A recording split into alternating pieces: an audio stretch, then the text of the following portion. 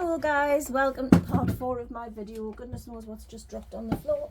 Oh, it's my new internet extender. It doesn't appear to be working, but never mind. Welcome to part 4 of the Jack Russell embroidery. Today I'm going to just finish the tiny little bit that I had left to do the other day. I may start another colour, I may not. I'll see how the time gets on, because I'm not going to be really going to be on for very long today. Because I've got so much to do. Right, so how are you all? Here I'm videoing it. It's a Saturday, absolutely red hot again outside. I think down south they're going to be getting in the 30s. We're going to be getting in the low to mid 20s, which is absolutely hot enough for me, because I can't stand the heat. I literally can't stand the heat. You know, people will say, oh, I cannot stand the heat, and what they mean is they feel uncomfortable. I don't sweat, so I get hotter and hotter and hotter and hotter. I'm like a pressure cooker without that little bit on the top, you know, when you press the button and it goes psh. That's me. I just get hotter. So when it's a hot day like it is today, I prefer to be under cover. So fortunately at the moment, because the sun isn't shining directly into my office, I'm quite nice and cool, and I've got my light on. Not that it makes much difference. So anyway, let's go for the final part of this light cream thread. I can't believe that I thought there was going to be loads and loads and loads of this colour to do. I just thought there would have been, because my Billy's quite got quite a lot of white on him, and this dog on the little picture seems to as well, but there must be lots of other colours, other creams. Haven't said that. If I look at the creams that there are loads and loads of different coloured creams to use. So there we are. I've got nothing to weave it into, so I'll just leave a decent length. I haven't got much thread, but I haven't got much sewing to do. So what have you been doing the rest of the week then, you lovely people? I had a business audit yesterday. Now, my daughter runs a successful business. It's called the Spicy Brain Collective, and they basically do the work for neurodivergent people, entrepreneurs. So if you are neurodivergent, you will know that sometimes it's very difficult to do the thing. You know how to do it, you know you're capable of doing it, but you just can't do the thing. So in order to let you run your business well, Stephanie, her staff, will do the thing for you. So they've got VA hours, they have what do you call it, video editing, they have web design, they have social media manager, all these people who, when you're a one-man band, you have to have all the different hats on. And quite often neurodivergent people like my daughter, and probably like myself, because it has been suggested that I have ADHD, struggle with certain things. I mean, I know I do. As soon as I have to do something, I can't do it. Even though I'm more than capable of doing it, I can't do it. So you might understand why sometimes it's quite hard for me to get organised to do these videos, because I want to do them, I can do them, I enjoy doing them, I love watching the views going up. I sat there last Sunday, I got nearly 1,000 views on a video, and I sat last Sunday watching and just on the app all the time, just looking to see how many views were going up, and I was absolutely stunned. Thank you if you did watch me shorts last week. But it sometimes can be quite hard. So basically that's what her business is. But she's started a new part of her business where she does business audits, and sees where you're standing in your business and what the next step is, how she can help you take the next step. So yesterday I had a business audit, and I was asked questions for 2.5 hours, nearly 3 hours of questions, and I answered them as honestly as I could. And then they all went into the computer, and the computer gave us a plan of action. Now, there were a few things that Stephanie didn't agree with, so she changed those. And then I was given a printout, well, sent over a document which I printed out, and my plan of action. So while I haven't stuck to it today on account of the fact that it's Saturday, I will be starting at the beginning and actioning all the daily tasks that I have to do to get my business to the place where I'm doing the things automatically. Now, I didn't know whether you know this, but apparently a non-neurodivergent person, it can take you 3 days, what is it, 3 days to form a habit and 30 days to make it routine? Something like that. I forget what the exact words are, but I'm sure it's 3 days and 30 days. But neurodivergent people take 30 days to form the habit and 300 days to make it routine. And this is why quite often the shiny thing comes in. Oh, look, a shiny, and you go off and do something else, which is me through and through. So I have to like reprogram myself almost to do the things that I have to do to get my business to be a success. Now, I bang on all the time that actually I'm a coach, and I've made a mistake already, so there you go. This is what this video was about, mistakes and all. I bang on all the time that I'm a coach, right? And when I went into coaching, I thought very naively that when I finished the course, people would just say, oh, Elizabeth's a coach, she'll coach me, she can coach me, she's a wonderful person, blah de blah. And it didn't occur to me until I was nearly finished the course that actually the world of coaching is cutthroat. There are loads of coaches out there. Every time you put Facebook on, there's somebody else selling you a coaching course. So I have found it very difficult to get clients. And because I'm not a salesperson, right? I can't sell myself. I went to work for Scottish Power once, right? It wasn't my choice. I absolutely hated it. In the classroom, I was fine. One of the managing directors came down from Glasgow to interview us as if we were going and knocking on his door to sell him gas and electric. And he said that my pitch was absolutely word perfect and that he had never done an interview as good as mine was. But I couldn't sell gas and electric. I got a lot of people's life stories and a lot of people got mine. But I was an absolute rubbish salesperson. So needless to say, I didn't quite even last out the trial do. So I had to pay for my uniform and everything. It was just a horrible grey coat and some shirts. So anyway, I can't sell. I can work in a shop all day. If I've had shops before, I've had a sweetie shop and I've had a craft shop. And when I worked in those shops, it's great because you go into a sweetie shop because you want sweets.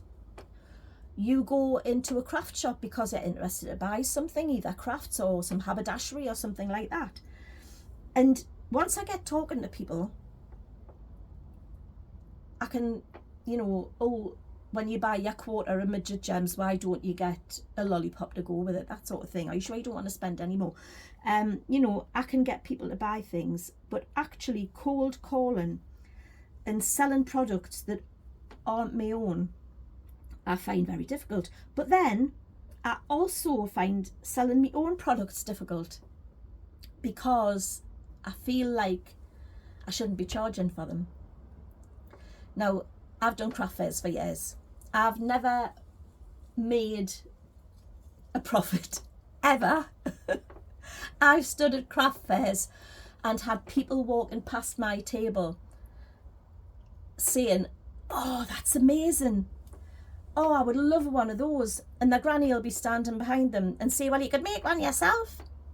Feel free, go and make one yourself. But they don't buy. So getting back to coaching, I know I'm a capable coach, I know I can do it, I know I'm good at what I do, but I am not a good seller. Therefore, I am trying to find a way, a different way to get people interested in me coaching. And one of the things I'm going to be doing is crafting and coaching. But I need to get you all to get to know me first.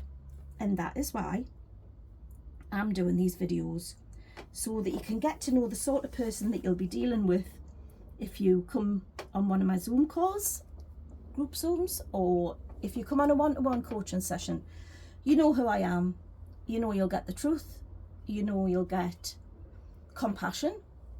You know you'll have a bit of fun. If we can find some humour in what you're talking about, we'll find the humour. But getting clients is hard unless you're good at selling yourself, and like I say, I'm not. I've got a couple of other ladies who were in my cohort who are doing really well because they naturally have the gift of being able to sell themselves even if they're not trying. I can't do that. So I'm having to go down a different route and get people to fall in love with me rather than realising they need coaching. So here we are. And I'm nearly finished this. I'm hoping I'm going to have enough thread just to do this little bit, but I don't think I'm going to. But what else been happening this week? We've had some rain. Oh my goodness, we've had some rain, and then it was really, really windy the other day. But mostly it's an absolute glorious summer. I think 2026 has already broken so many records. And you know what, in years to come, when you're watching this, right, and it's 2032, for example, and it's still there on YouTube, and you go back to the very beginning and you'll say, oh, I've seen that Elizabeth, she does such and such with somebody and such with somebody else.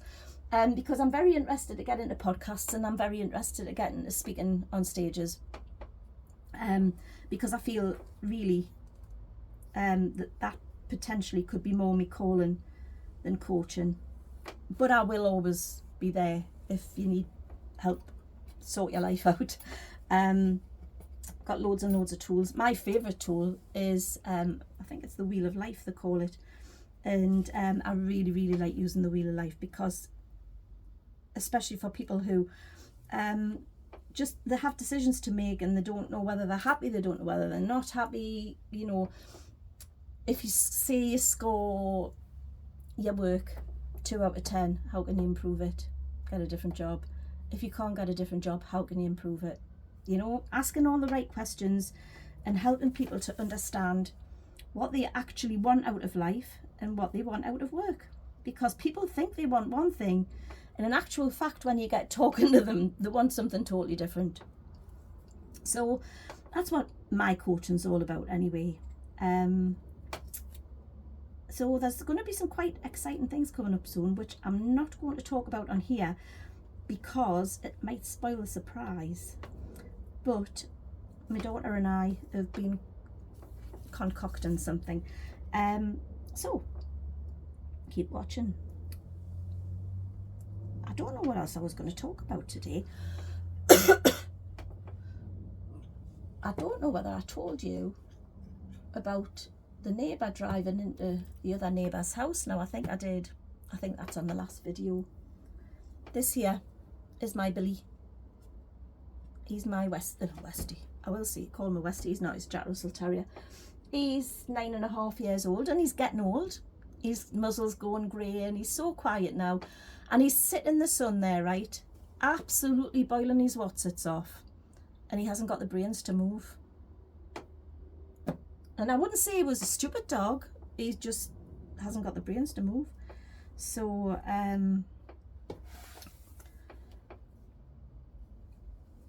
yeah, business audit. That was quite fun yesterday. And usually what she does is she does the business audit one day, goes away, writes everything up, and then goes back another day, and they have an implementation day. but we were on all day from 10 o'clock yesterday morning until she left at 3:30, which was hard work, just because it was so concentrating. It was so intensive, questions, and some of them it was the same answers. Some of them my answer was I don't know. Some of my answers probably were I don't care. But it was really, really interesting, and I know that this part of our business that's like a new phase, because the VA part of it looks after itself. So this is the new thing that she's doing, and I know she's going to be so good at it. And she got nominated for an award last week, Great British Entrepreneur Award or something. You'll have to have a look. Stephanie Ward, Spicy Brain Collective. StephanieWard.com is the name of our website. I should be getting paid for this, shouldn't I? Sadly not. So I was, for tea today, I was going to just finish off what we had yesterday. We had loads of sauce left from the meal that we had yesterday, so I was going to just cook some salmon to go on top of it, because it's got prawns and things in, and I was going to do some rice. But it is going to be so hot today, I can't be bothered to be doing cookie things, so I just bought things for a picky meal. So we've got pizza, and we have mini pork pies, little sausages, chicken satay sticks, and some cheese ball things, and we have crisps, and we have cheese, and we have, can't remember. I think that'll probably be enough for Paul and I. There's only us two, so that'll be our Saturday night before we hit the sheets. We do go to bed quite early. I go to bed, well, I generally go to bed. I used to go to bed at 6 o'clock. I generally go now about 7:30, and then Paul comes at about 8:30. Because we do get up early in the morning, Paul gets up to see to the hens, and I get up because Paul gets up. And I would love to have a proper lie-in. I would love, right, Saturdays and Sundays I have no alarm on, and I would absolutely love to lie asleep until perhaps 9 o'clock, something like that. Not a chance, not a hope in hell. And I don't know why I cannot lie in past 6 o'clock, probably because my body clock won't let me, but nope, can't lie in past 6 o'clock. So Paul generally gets up like with the dawn. But the doctor's given him some new tablets for pain relief, and they are wonderful. They kill the pain but send him to sleep, and I don't know if they're one of the things that's helping him sleep better, because he's sleeping like a top, and most days this week he hasn't even woken up till 5:45. So the hens have all been clamouring for their breakfast at the fence. The dog's been sitting in his room with his legs crossed. I don't know whether you let your dog sleep with you. We don't. The only time Billy sleeps with us is when we go camping, because we have a camper van, and well, it's a converted van, but we do. And we haven't been away actually for a couple of years. We didn't get away last year because Paul was busy, and it doesn't look like we're going to get away this year either, which is a shame, because we spent a lot of money and a lot of time, you know, making it gorgeous. And it's like so ours, and it's got a kitchen in it, and you know, I mean, the lighting system itself was £2,000. We got a proper one, a bespoke lighting system, so it's really, really nice. But this year and last year, and I've lost me thingy hook for, what have I done with it?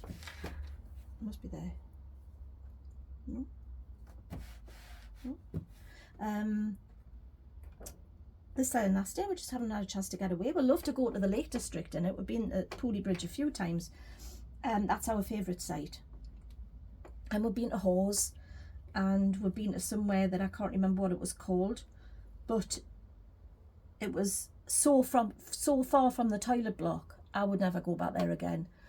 Because when you a lady of a certain age and you've got to go, you've got to go. Fortunately, we do have a porta potty, but when you've got to go, you've got to go. And it was family friendly, and it was the school holidays, so it was absolutely heaving. We usually go to Pooley Bridge the first week of September when the children have gone back to school, and it's lovely and quiet. But we'll just have to see. We might get the chance to go this year. We'll have to see what the weather's like and how the finances are standing, because I think it's gone up substantially since we were there the last time. People were actually complaining at the price of it, and it's always been such a lovely place to go. But yeah, we like Pooley Bridge. Paul likes to walk, but you see, he would go away with Billy for hours and hours and hours. Unfortunately, Billy's just starting to get too old, and when it's hot, he can't stand the heat. We had a fright with him a few weeks ago when it was really, really hot. He went all wobbly. He'd been playing ball with Jack, and he'll not give up. If you know Jack Russells, you'll know that they don't give up. They will go until their hearts burst. And he was getting the ball and he was dropping it and wobbling this way and picking it up and dropping it and wobbling that way, and we were really, really worried about him. But he was just too hot. He had overheated. So we don't actually take him for a walk when it's hot, because we do have a big garden, and he's just a little dog and he can run around it and do his stuff. So we don't take him when it's too hot, because that's just cruel. It's not like he's got little Crocs on, is it? That would be an idea, like getting some doggy Crocs. I don't think Paul would take him out if he had doggy Crocs on. But anyway, I can't find my threader. Now, where's my threader gone? And I can't thread without my threader. What have I done with it? I only had it. Honestly, this is the story of my life. I lose absolutely everything. Have I dropped it, do you think? If I did, it would just be on me. I wouldn't have put it in my pocket, but I would have just put it here. Oh, I've got some fluffy dice for when I get the chance to get them charged, because my son said my video sound quality isn't good enough. Neither is my video camera quality, but unfortunately it's just my phone at the minute, because when I'm doing what I'm doing, I can't really do it on my laptop, because I can't get it in the right position to see me and what I'm doing. If I was just talking, if I was just doing a masterclass or a workshop or something without needing for you to see my hands, it wouldn't matter. But when I want you to see what I'm doing to a point, I need to have my phone. So, but when my business is making some pennies, I shall get a proper camera, and you will be amazed at the change in the quality of the videos. So I actually have started a new piece of thread, and I've only got 3 stitches left to do, but I had run out. C'est la vie. So I'll finish this and get myself sorted, because this has to go online tomorrow. I prefer to make my videos on a Friday, but of course number 1 daughter was here all day yesterday, and honestly, by the time she left, I was absolutely exhausted, just mentally drained. So one of the questions was, what drains you the most? And I did actually say Jack when he's not medicated, but just that yesterday was draining, and I don't know whether that's because I'm getting older or whether it's just a concentrating thing, because I was having to concentrate for such a long time. I am finding, you know, when I was doing my coaching course, I was exhausted at the end of a session because I'm not used to concentrating anymore, which is really strange. Now he's barking. I wonder if that's been the postie. Possibly not. So that's the 3 stitches finished. That's all I'm going to do for today. I've now got to go and try and find me threader thing. And I will see you soon. Don't forget to subscribe if you haven't already. If you've actually made it to the end of the video, subscribe, and then you'll get news when the next one's coming on, and that'll be cool. Bye for now.